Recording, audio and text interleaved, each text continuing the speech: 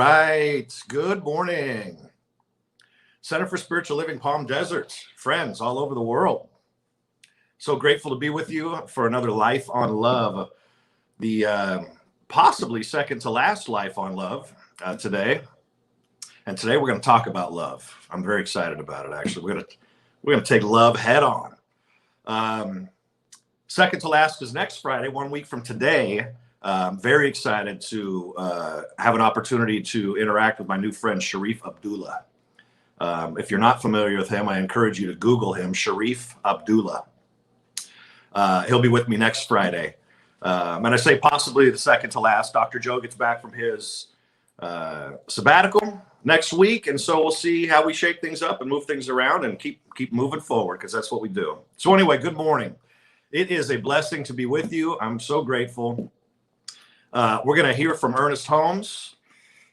Hopefully we're going to hear a song that, holy smoke, excuse me, little bubble there. A song that I want to share with you. And then in a few minutes, we might have a surprise guest jump in. I'm not 100% sure, but I planted a seed and I'm hoping it happens. We'll see how it goes. A very good friend of mine who's actually been on the program many, many months ago since we've been doing this. So we'll see how the next little bit of time goes and what we do. As always, if you're moved to, let me know you're out there. Let me know what you're thinking. Let me know the questions that are on your heart, thoughts that you have, reflections on life right now. Hopefully after this time that we share together this morning, my intention is that after this time that we share together this morning, that my life, that your life, that all of our lives, individually and collectively, excuse me, goodness gracious, are somehow better. Better simply by us being together, being in community, and talking about high things, high thoughts, expanding thoughts, that our lives are expanded because of it. So I do want to talk about love today. This is the focus of our program, is love. And I want to share a reading from Dr. Ernest Holmes. We want to hear from him. This is what I love about, and I think Dr. Will Coleman and I talked about this yesterday. I did with somebody, but the power of books is that individuals disciplined in a particular field wrote down their thoughts. Our producer of the show today, Reverend Lori Savage, as part of her doctoral program, has to write a book, and that's going to bless people generations from now, because she'll have written down her insights about life and her particular perspective. And it's something that goes simply beyond our lifetime, but into other lifetimes. And and I love that we have Ernest Holmes and all the books that he wrote, and so many other wonderful teachers and masters to bless us. So this is called Life's Presence in Me is Love. I invite you to just sit back and take this in. And then hopefully we'll be able to listen to this song together and unpack it all and enjoy this time together. So here we go. The presence within me is everlasting love. The action of love is expressed in my world. Now, before I go any further, actually, one of the things I want to invite you to share is how love shows up in your life. How does the actual expression of love? Love is a verb. How is love, in all the ways, in any of the ways that love shows up in your life, how is it expressed? Let's inspire each other this morning, shall we? How do you express love? How do you experience love? How is love expressed toward you? In all the ways that you experience this divine idea called love. The presence within me, and I want you to share that if you're willing to. The presence within me is everlasting love. The action of love is expressed in my world. Life's wisdom holds me steady, and the peace of life fills me. I am life's creation, understood, wanted, and cared for.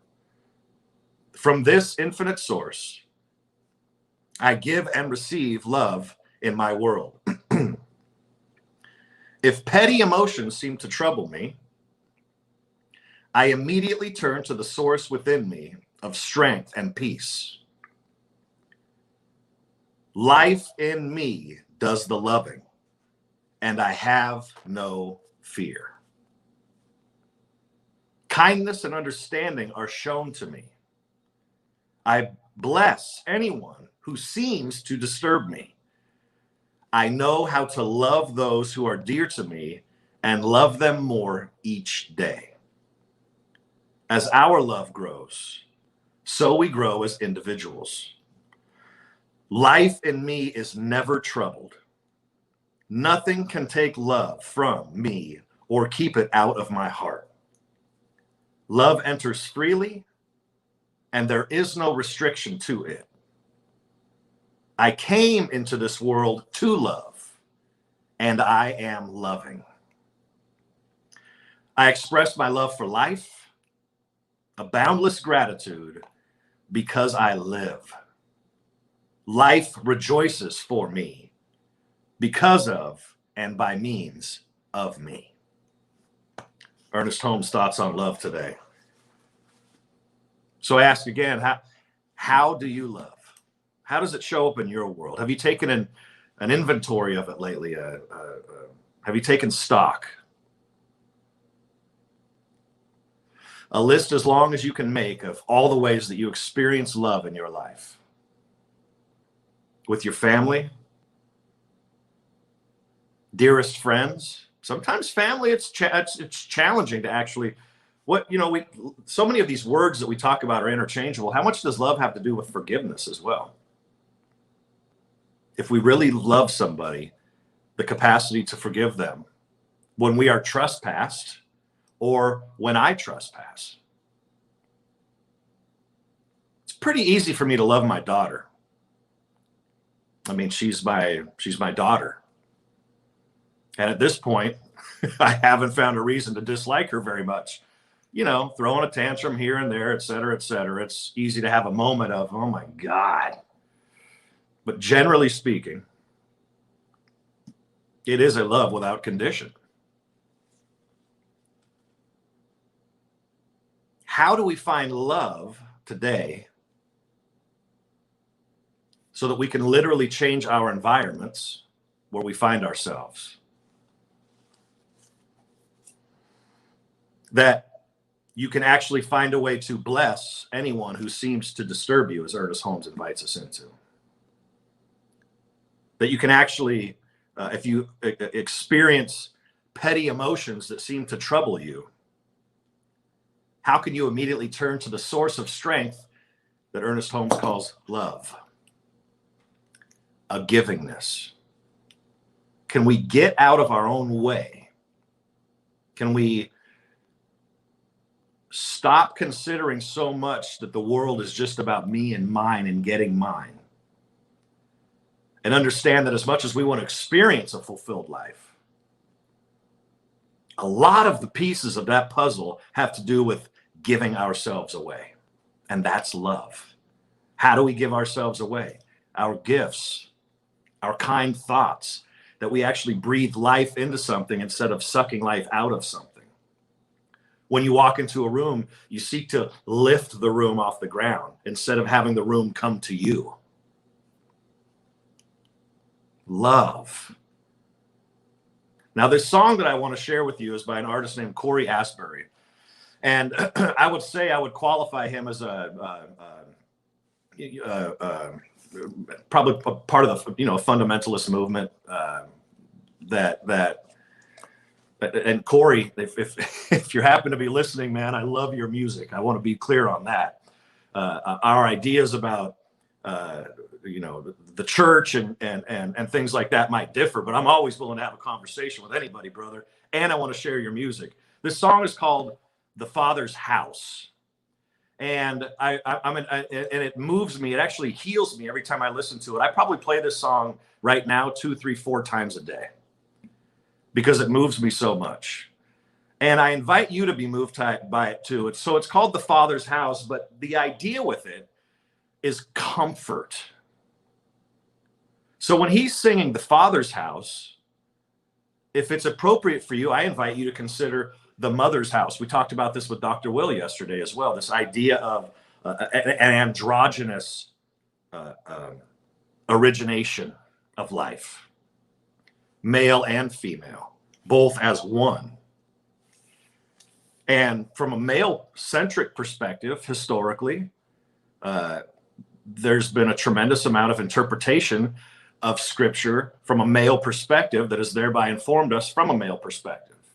But the words, and there's a number of biblical references in this song as well, but they're all about loving ourselves more and allowing more of life's love, of God's love, of Goddess's love, of the presence love, washing over us, living from within us. So I invite you to hear this song. I invite you to open your heart and open your mind as we share this song, and then let's unpack it together. So let's go for it. It's called The Father's House by Corey Asbury.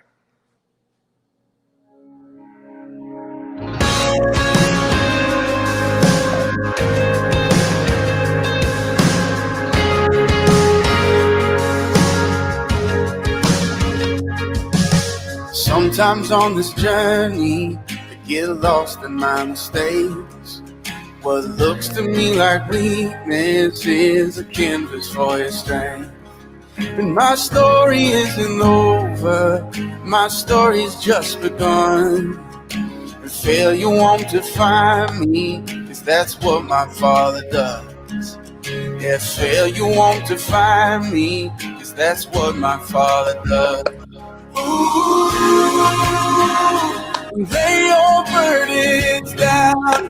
Ooh, here in the Father's house, check your shame at the door, 'cause it ain't welcome anymore.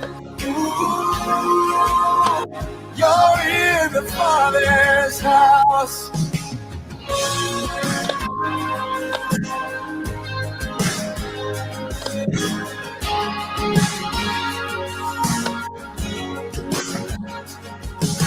Arrival's not the end game, the journey's where you are.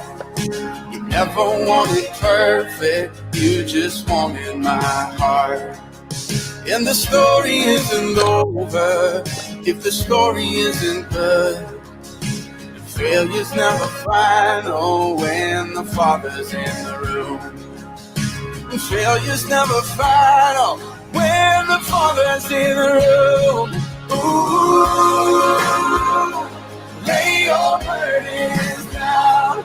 Ooh, here in the Father's house, check your shame at the door, 'cause it ain't welcome anymore. Ooh, you're in the Father's house. Yeah. You're in the Father's house.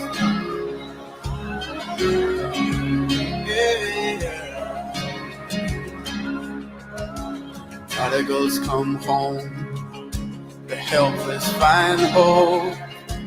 Love is on the move when the Father's in the room. Prison doors swing wide, the dead come to life. Love is on the move when the Father's in the room. Miracles take place, the cynical find faith, and love is breaking through when the Father's in the room. Jericho walls are breaking, strongholds now are shaking. Love is breaking through when the Father's in the room. Love is breaking through when the Father's in the room. Ooh, lay your burdens down. Ooh, here in the Father's house, check your shame at the door, 'cause it ain't welcome anymore.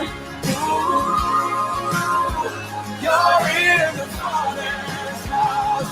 Yeah. Lay your burdens down. Ooh, here in the Father's house, check your shame at the door. Welcome anymore. Ooh, you're in the Father's house.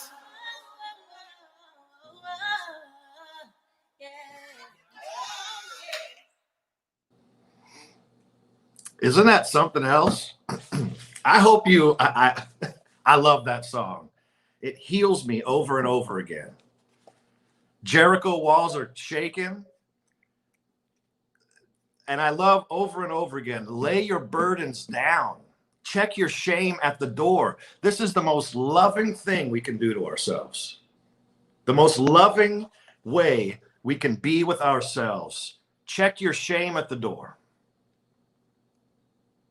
What do we have to be so ashamed of that would prevent us from expressing ourselves and bringing our love into the world?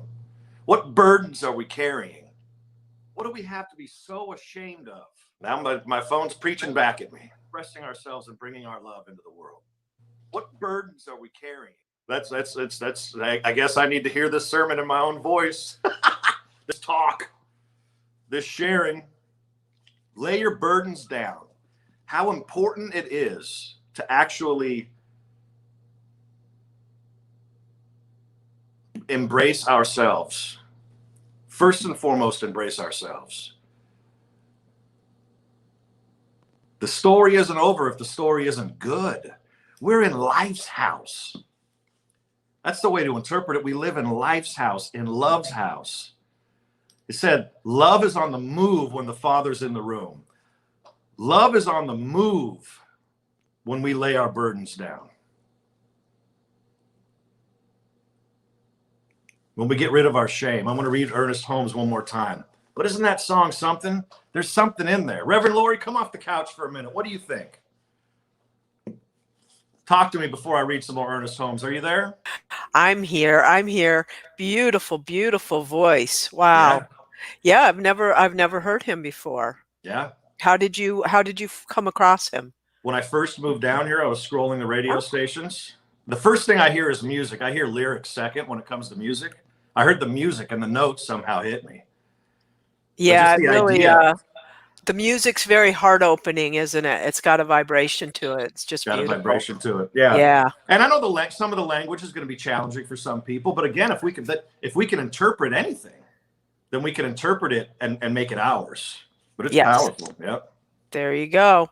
That's the key, isn't it? To just bring it through your own heart. Bring it through your own heart. Absolutely. Yes. I'm going to read this Ernest Holmes one more time. Where are we on time? A little bit after 10. The divine presence within me is everlasting love. The action of love is expressed in my world. Life's wisdom holds me steady, and the peace of God fills me. I am life's creation, understood, wanted, and cared for. From this infinite source, I give and receive love in my world. If petty emotions seem to trouble me, I immediately turn to the source within me of strength and peace. Life in me does the loving, and I have no fear. Kindness and understanding are shown to me. I bless anyone who seems to disturb me. I know how to love those who are dear to me and love them more each day. As our love grows, so we grow as individuals. Life in me is never troubled. Nothing can take love from me or keep it out of my heart. Love enters freely, and there is no restriction to it. I came into this world to love, and I am loving.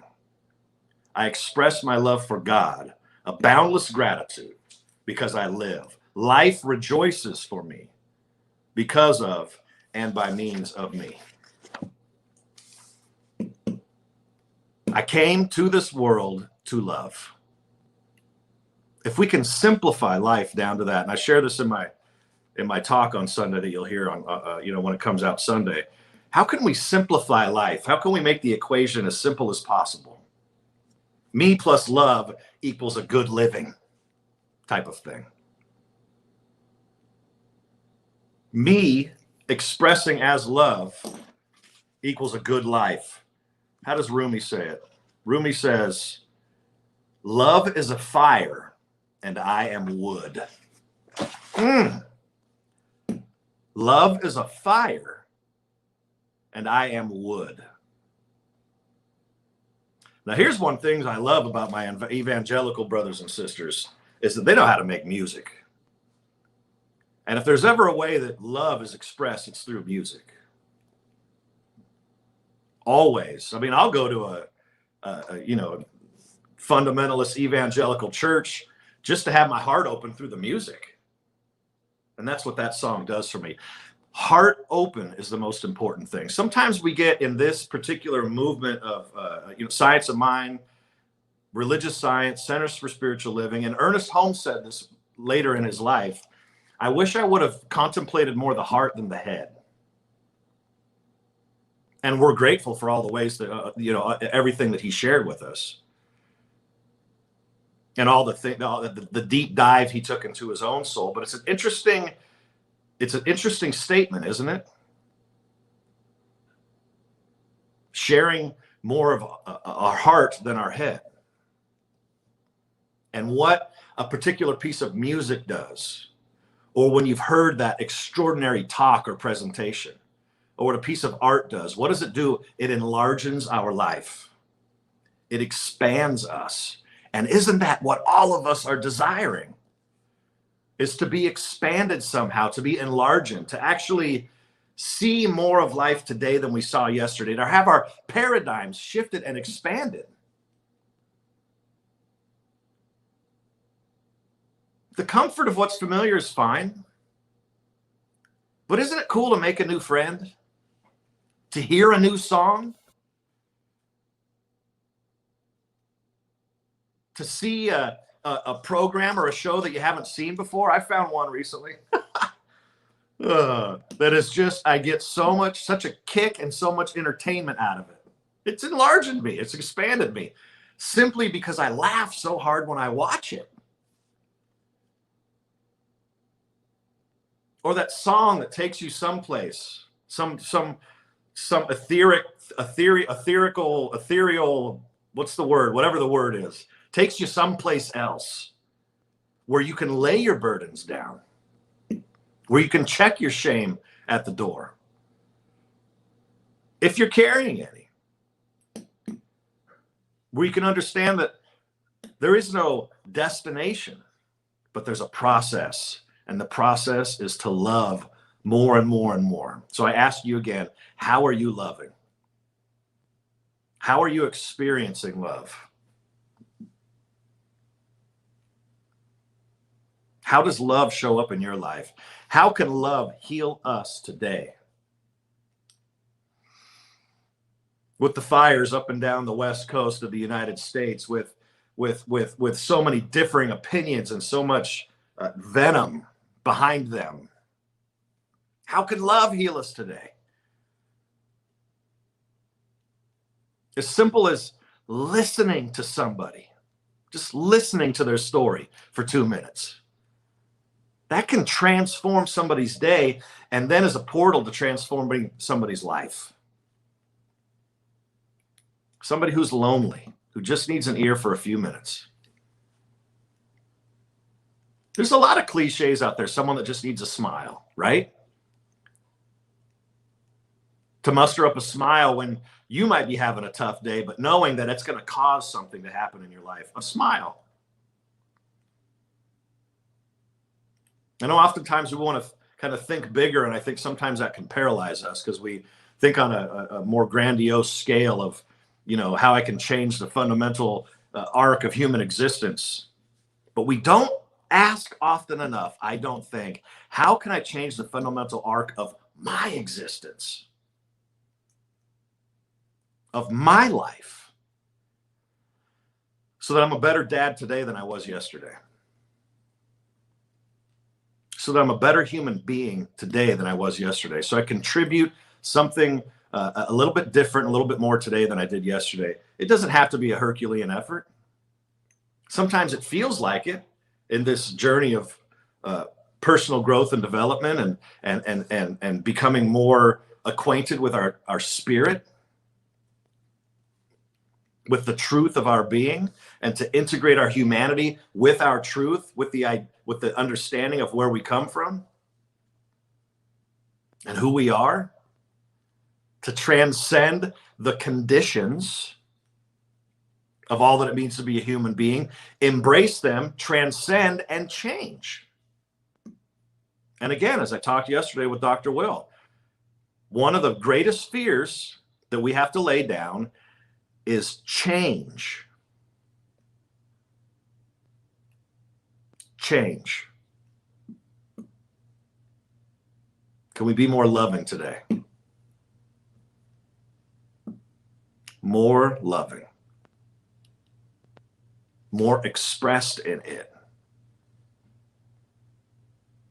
You know, we get to choose when we get pissed off or not as well. You know, we think it has to do with, you know, we're at dinner last night with my sister and her sushi roll didn't show up.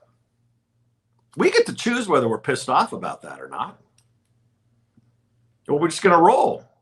Or say, you know what, just, you know, we're good. We're out of here. Take it off the bill. Or are we going to get, you know, we're going to dig in? Are we going to get engaged with it? They did me wrong. And I'm not saying that's what happened. I'm saying there was an opportunity for that and we didn't do it. Smaller things, bigger things. The travesties, the things that we may not feel like we have control over. What we do have control over is right here. And I always think about Viktor Frankl's story. Man's search for meaning. Auschwitz.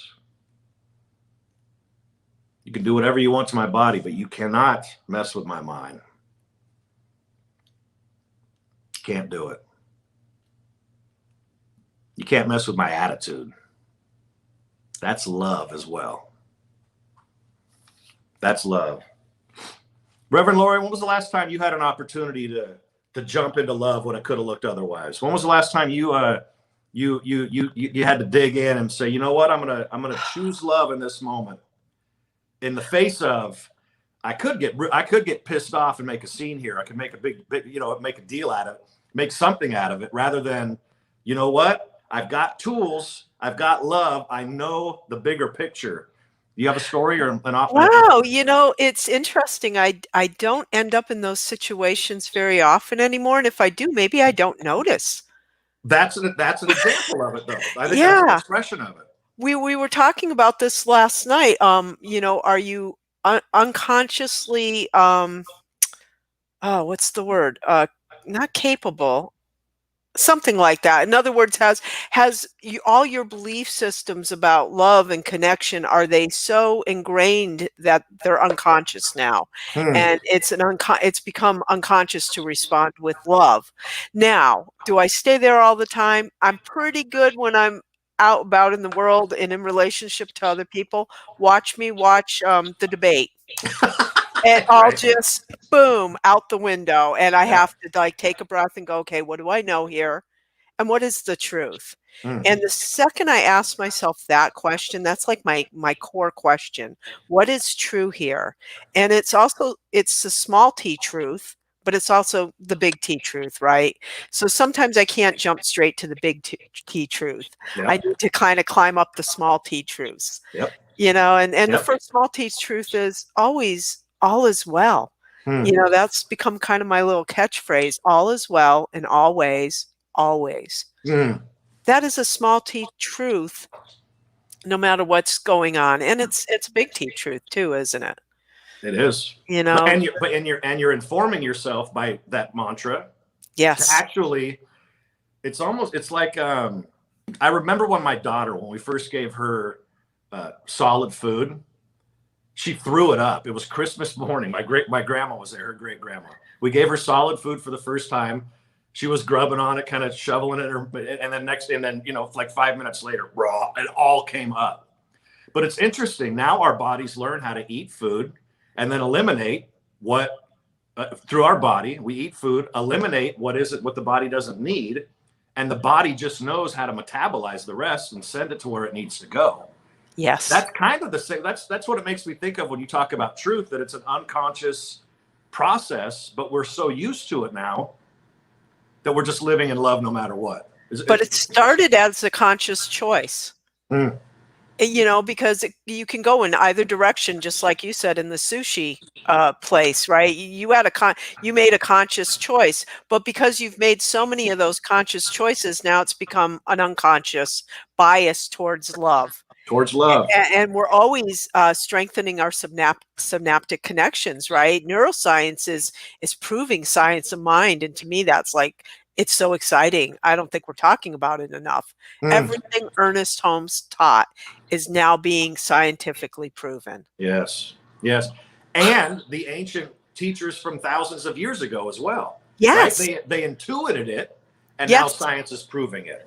yes. And Ernest Holmes just collected all of that and put it into a nifty little package. But Mm, he didn't really intuit anything new. He intuited how to bring it all together. But he was gathering from all different sources that golden thread that runs through all teachings yep. and everything mystics taught over the millennium since we've been verbal. Since we've been verbal. That's right. Yep. So yeah, I love that. And if we have a special guest pop in, don't hesitate to just cut me off. Okay. Oh, okie dokie, I we'll will. Boy, I'll Yep. just throw them right in. Just throw them right in. Okay, great. So I love that. I love that. An unconscious bias toward love. Thank you, Lori. An unconscious bias toward love. I mean, how much are we talking about an unconscious bias toward being a race regarding race right now, racist? An unconscious bias toward this race or this behavior or that behavior. How about an unconscious bias toward love? Let's put that banner up there, Reverend Lori. An unconscious bias toward love. And that we practice it. How do we develop an unconscious bias? We make conscious choices and then keep developing until it becomes an unconscious movement of our heart and soul. I love that. I want to hear from you. I want to hear from you. Love. How are you loving? How are you expressing love in your world? How is love being expressed toward you right now? What challenges have you faced recently where love made all the difference?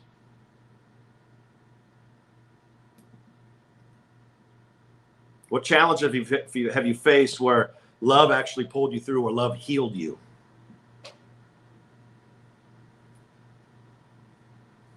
In that moment, love. And to bring it from some, abstract idea into an expression. Love, it's another word. It's a word that's packed with, just meaning from all sorts of different sources. And so how do we continue to embrace this idea of love, take it to the next level in expression? How can we share our heart more than our head and not be vulnerable to pain or those who hate? I wonder about the pain part. Pain is probably going to happen as a human being. We do have an emotional body, but we don't have to be pained by those who hate.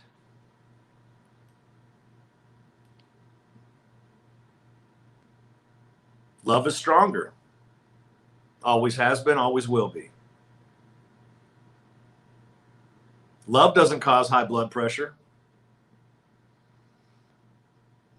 Love doesn't cause disease. Love doesn't bring about stress. Love doesn't bring about otherness. Again, love brings about peace, understanding, joy, expression, togetherness, realizing that we are one human family, that we are connected, that there are enough resources for everyone. There are enough resources for every human being. The nightmare of otherness and hoarding and gathering simply because of the idea of personal power or I got to get mine or to demonstrate that you're better than another or smarter or that you can get over on somebody. Time for these things to end, and love ends them.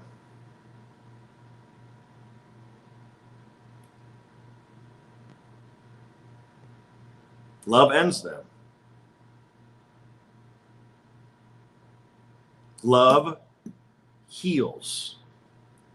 And for those of us that think we need to gather as much as possible, you don't take it with you when you leave this world.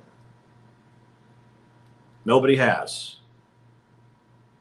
You put $10 million inside the coffin with the body, where's that $10 million going to be? It's going to be decaying over time in the coffin, not to be spent in the afterlife. Without of our body simulations coming in at a rate that is mind-blowing. What advice to shield the negative? Meditation, studying the good books, assimilating and metabolizing life-giving information, actually seeing a prayer, a statement that when you walk out the door in the morning, that your power of radiating love and radiating goodness is more powerful than any negative condition that could come your way. Because it is, vibrationally. There's got to be a book out there somewhere that shows, and I know, that the vibration of love is a more powerful vibration than one of hate.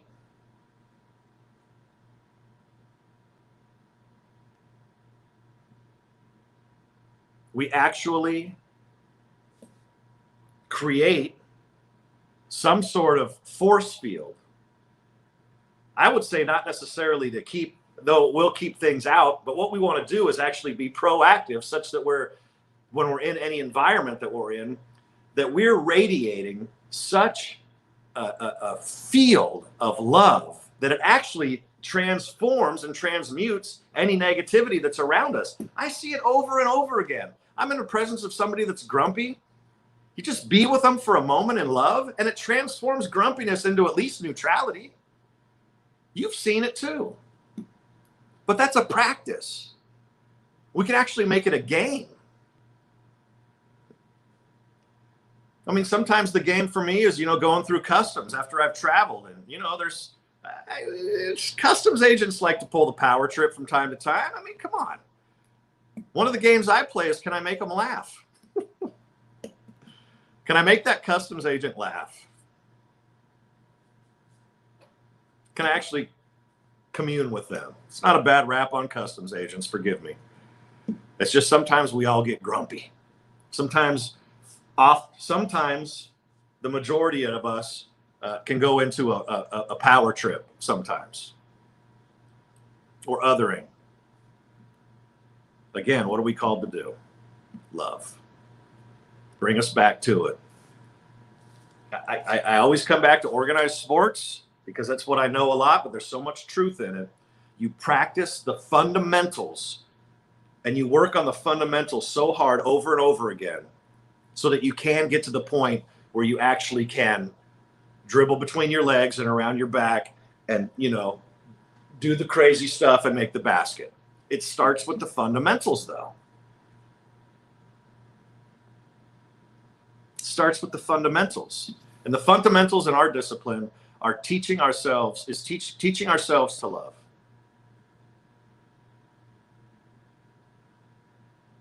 Teaching ourselves to give. How do we practice that fundamental? How do you practice dribbling a basketball or dribbling a soccer ball or throwing a football? You do it. And you welcome a coach into your life who's been there and done it, who knows how to dribble a basketball, who can challenge you if you're right-handed to dribble with your left hand, if you're right-footed to kick the ball with your left foot. It's the beauty of community. It's the beauty of love, sharing with each other our gifts, our love. I've loved on you for what I've got for today. My buddy's not going to show up. I don't think so. He would have been here by now. I love you all. And sometimes I get grumpy and sometimes I forget, but I'm committed to continuing to do it. And I'm willing to accept your love as well. Again, my intention, my prayer, my hope. Oh, hold on just a second. I got to pause for just a second. Reverend Lori, share something with him. Hold on. Well, hello. I know. I'm calling you in. My guest, Jeff, Huh? are you? My guest just texted and said he wants to hop on but doesn't have the link. Can we get it to him again? Do we have the email?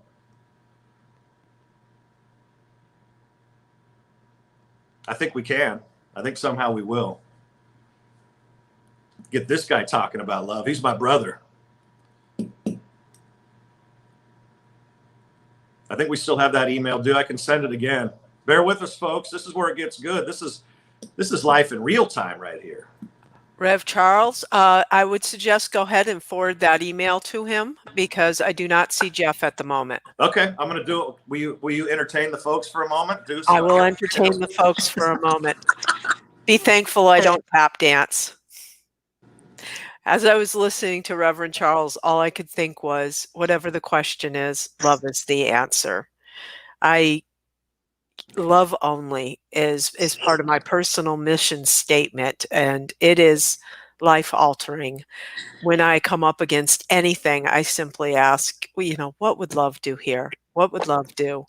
And sometimes I think, because, we don't always feel like being loving, right? Sometimes stuff comes up and love doesn't seem like the thing in the moment, right?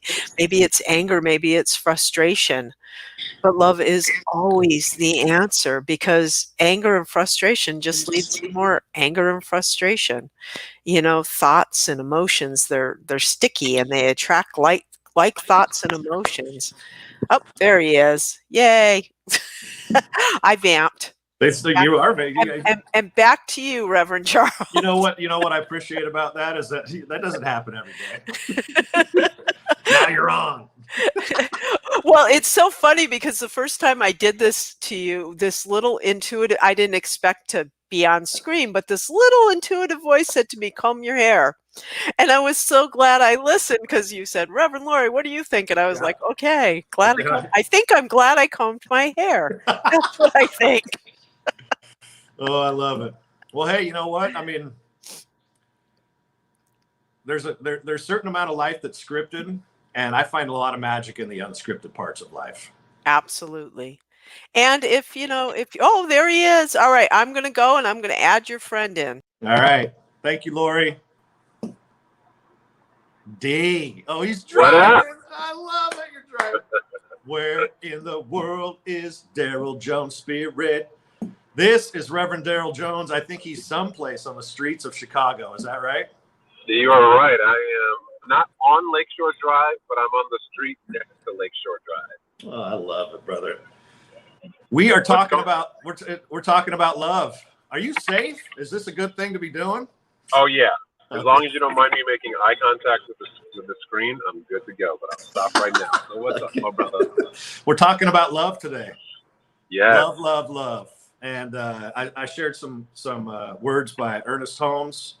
But the question that's really the question that I've been posing to everybody that I'd love to hear you speak on, how does love show up for you? And what are the challenges that can prevent us from loving sometimes? How do you experience love in your life? I know you can probably talk about your wife and Charlie the dog and things like that. But how do you experience love? Not as an abstract idea, but as a real expression in your life, going from you and coming to you. Right. So personally, if you're familiar with the love languages, my main love language is touch. So in terms of experiencing love, to shake someone's hand, to hug, to kiss, even just in conversation where you may touch someone's shoulder, like that is a way that love is experienced for me. which has been very challenging with this distancing that we're doing because there isn't much touch involved. Yep. But that's definitely, you know, a way that it expresses in my romantic relationships with my life. With my wife, it happens with my dog in terms of us, you know, cuddling up on the couch and jumping around and roughhousing and things like that. Yep. But you know, the thing that's been, and I don't think it's necessarily abstract. I think it's pretty straightforward to get, but it's where love is a practice as opposed to just something that is inherently happening, if that makes sense, right? Like taken for granted almost? Is that? Is that what you're unpack inherently happening? Yeah. So like when you're in a conversation with someone and you just happen to touch them on the shoulder, like I'm not making a conscious like, oh, I'm going to touch this person on the shoulder so that I can experience the sensation of love as I understand it. You know, like I'm not going through a mental process and choosing that. Yeah. But one of the ways that I'm attempting to make love a practice where it is about a conscious choice, doing it with myself and with others, is so often we associate love with what feels good, right? It's like, oh, that's good. I know this is love. But when we're experiencing those moments of hardship and challenge, I've been trying to embrace a little bit of that teaching out of A Course in Miracles, that love never goes anywhere. It's always here. It's just calling us to be something else, to express love in a way maybe that we hadn't before, or to find love. So, you know, whether it's kind of the election anxiety and people worked up about that, or if it's something with the pandemic and healthcare concerns, or it's as simple as just, you know, learning how to be in our living spaces a little differently than we've had to before because we're always home.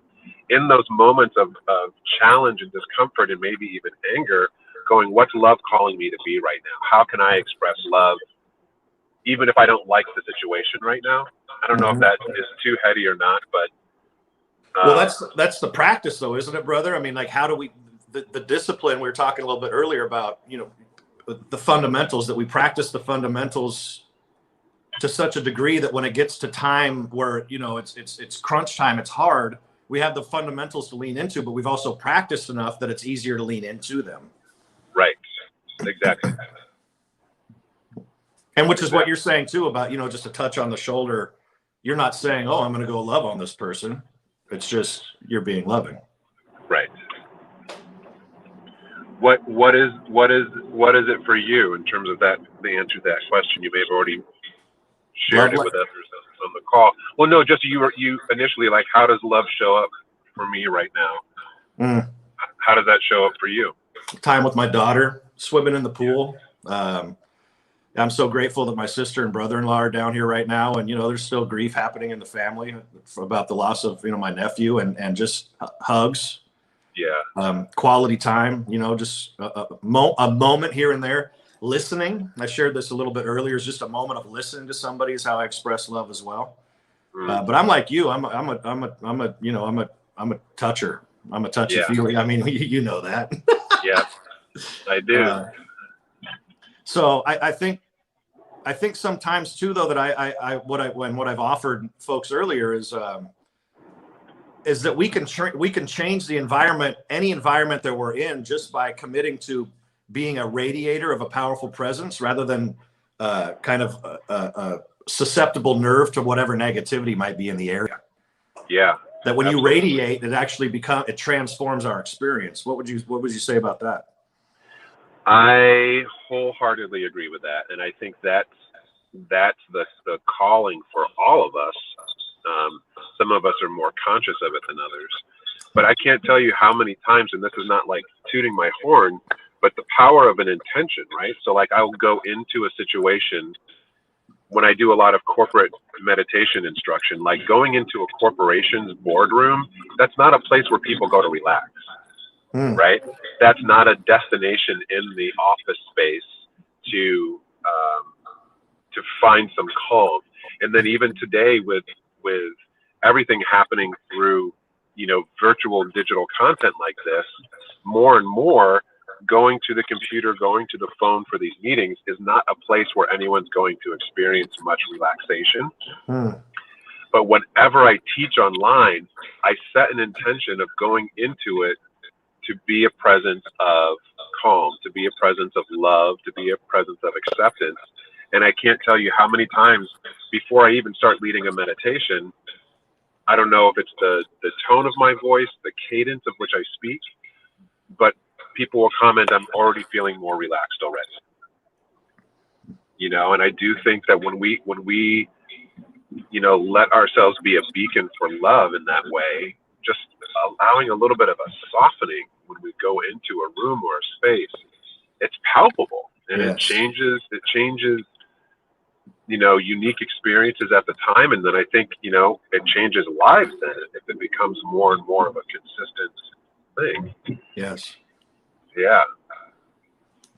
How much work? So what are you finding when you go into these corporate settings? Are you, are folks generally willing to, you know, go to that place? Yeah, I mean, there's always going to be someone who's uncomfortable with it because they're always uncomfortable with it. You know, whether it's at home, sitting on the couch with a loved one, they don't get intimate with themselves, not physically, but emotionally. So, but for the most part, I think people are hungry, starving, malnourished, you know, to continue with that analogy. Most people are very malnourished when it comes to connecting to themselves, first and foremost. So to invite them into a space of just pause for a moment, even if it's just a couple of breaths, for the most part, people are way into it. Ready for it, yeah. Ready for it. Just a glass of water when you're really thirsty, right? Sopping it up like it's a biscuit with some molasses on the plate. Sop it. Sop it. Sop it up the Holy Spirit. Sopping up the Holy Spirit. I love that you could join me for a couple minutes. We're getting to the top of the hour, but I'm so grateful that you could jump on, brother. Yeah, it looks man. looks like a beautiful day on the streets of Chicago today, huh? Oh my gosh, it is picturesque. I don't know if I can flip my camera here. I don't think so with this. It is a picturesque day, like Midwestern fall. I'm looking at yellow leaves slowly being blown off the tree. It's sunshiny.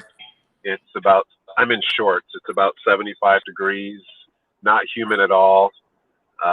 It's gorgeous. I can feel it. That was like a poem right there, brother. That was a poem. I can feel it. I only lived in Chicago for 9 months, but I can see that. I can picture that. And speaking of love, after only being in Chicago for 9 months, oh, there we go. Look at that. There's some trees for you. Beautiful, breezy. Talk about love. I got a great love affair of my life out of living there for 9 months, and that's you. Yeah, man. I mean, just a brother for life out of 9 months. And I think that's a testimony to what's possible too, when we just open ourselves to love. Absolutely. Yep. Those 9 months, I mean, obviously our love affair has, you know, continued and grown from it. But, you know, I think we've talked about it, just the whole joking about, you know, incubation and something being birthed, like within 9 months, the steadfast brotherly friendship was cultivated, and it doesn't matter, you know, where we live now, we're always connecting. And you know, to go back, I'll make this my last statement before you wrap up, like there's those moments where we can't connect to people, again, which I think is a challenge that a lot of us are experiencing right now. But there's moments where I will just look at a picture of the two of us together, and instantaneously I connect to the experience of love that I once had. Yeah. And I don't go, you know, it's easy to go to a space of like, oh, I can't see Charles anymore. But it's like, no, in this moment, I am literally connecting to the frequency and the vibration of love that I felt in that moment. And it's resurfacing, it's re-engaging, it's re-expressing in me right now. And it does everything to lift up my heart and soul, everything. Amen. And that's how we, Go ahead. I was going to say those 9 months. I mean, thinking about the gift of love and how it keeps giving if we let it. That's right. And I love that formula that we can bring. That's the power of memory as well, is that we can bring a moment or remember a time and be transformed by it in the moment that, can just expand us and wake us up. I love that. Yeah. Right on. Well, thanks for hopping on, brother. Get home safely. And All right. I know I'll be talking to you soon. I love you, brother. I love you too. Be well. Okay. Peace. All right, gang. That's my friend, Reverend Daryl Jones. He's kind of a freelance minister right now out there in Chicago. But I'm grateful he was able to hop on for just a moment. I hope you had some fun with that too. All right. This wraps up a week for me. Tomorrow we've got a meditation coming to your inbox. Sunday, I pray that you enjoy another wonderful Sunday service. It might be my last one for a little bit. Dr. Joe gets back into town next week, and I know he's picking things up on the 18th. So all is well. What a beautiful team that we have here at Center for Spiritual Living Palm Desert and beyond as well. Please, if you want to stay connected with our community, I invite you to go to our website, cslpalmdesert.org. Sign up for our newsletter. We'll keep you informed with everything that we're up to. We have daily shows at 10 o'clock.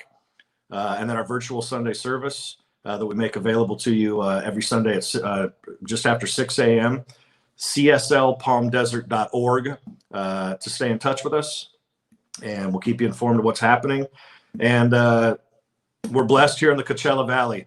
And I hope and pray that all of you are blessed where you are right now, and that where you're feeling some discomfort, that the comfort of love comes and has its way with you today, so that you're lifted.